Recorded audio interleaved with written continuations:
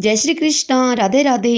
भगतजनों, आज मैं आप सबको पौष मास महात्म्य के 13वें अध्याय की कथा सुनाऊंगी। सर्वप्रथम भगवान का ध्यान करेंगे। ओम श्री कृष्णाय नमो नमः। ओम नमो भगवते वासुदेवाय। आइए अब कथा सुनते हैं।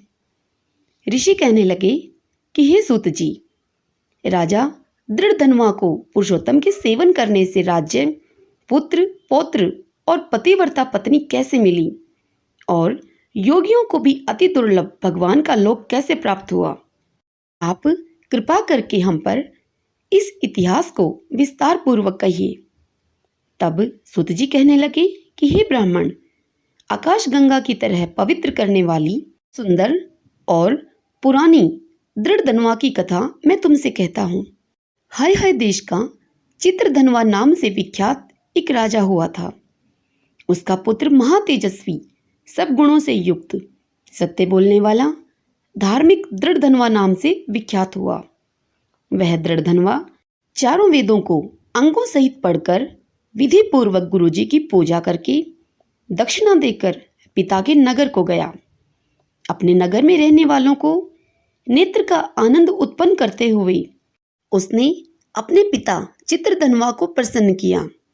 अब राजा चित्रधनवा अपने मन में विचार करने लगा कि स्त्री, घर, पुत्र आदि को छोड़कर मुझको भी वन में जाकर हरि का सेवन करना चाहिए। ऐसा मन में विचार करके वह राजा चित्रधनवा अपने पुत्र दृढ़धनवा को समस्त राजपाट सौंपकर विरक्त होकर पुलस्त्य ऋषि के आश्रम को चला गया और वहां जाकर वह तप करने लगा। कितने ही काल तक वह तप करके चित्रधनवा हरि के धाम को चला गया। दृढ़धनवा ने जब अपने पिता की वैष्णवी गति को सुना, तब अपने पिता की औधर्वदैहिक क्रिया की, फिर नगर में राज्य करने लगा। राजा दृढ़धनवा की गुण सुंदरी नाम की स्त्री थी। उसके 4 पुत्र हुए और एक कन्या उत्पन्न हुई जिसका नाम चारुमती था। दृढ़धनवा के पुत्र चित्रवाक, चित्रवाह, मणिमान और चित्रकुंडल इन नामों से विख्यात हुए। श्री नारायण कहने लगे कि एक समय सोते हुए उस राजा के मन में यह विचार उत्पन्न हुआ कि मेरा यह सब वैभव किस पुण्य के प्रभाव से मुझे मिला। न मैंने कोई तप किया, न कोई दान दिया, न कुछ हवन आदि किया। अपने इस भाग्य का कारण मैं किससे पूछूं? अब इसी विचार में राजा दृढ़धनवा की सारी रात्रि व्यतीत हो गई।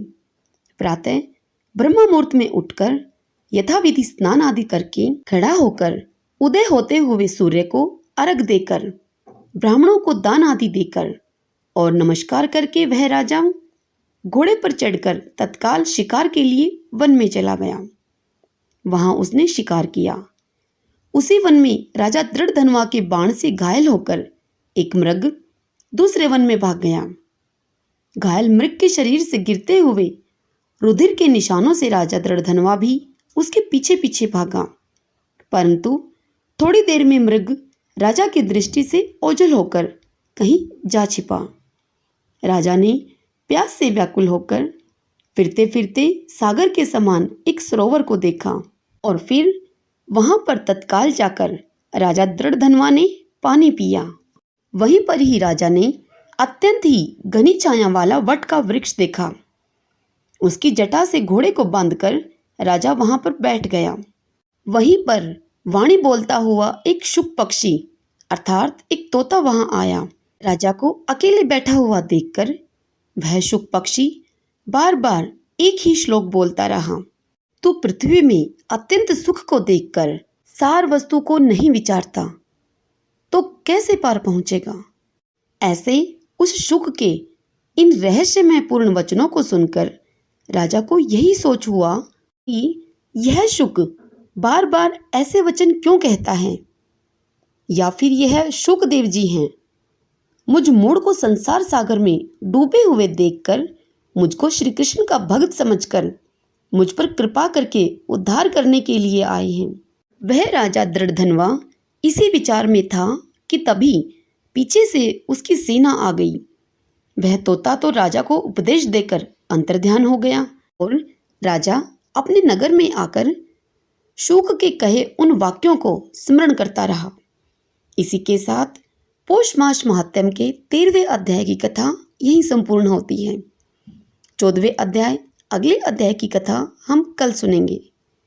सब बोले विष्णु भगवान की जय। ओम कृष्णाय नमो नमः। ओम नमो भगवते वासुदेवाय। भगतजनों, आपको यह पौष मास महात्म्य की कथा कैसी लगी? अगर अच्छी लगी हो तो वीडियो को लाइक अवश्य करें और अन्य लोगों के साथ शेयर करें और पुण्य कमाएं। यदि आप मेरे चैनल पर पहली बार आए हैं, मुझे पहली बार सुन रहे हैं, तो मेरे इस चैनल श्री कृष्ण दीवानी को सब्सक्राइब कर लीजिएगा। बेल आइकन वाला बटन भी प्रेस कर लीजिएगा। जय श्री कृष्णा। राधे राधे।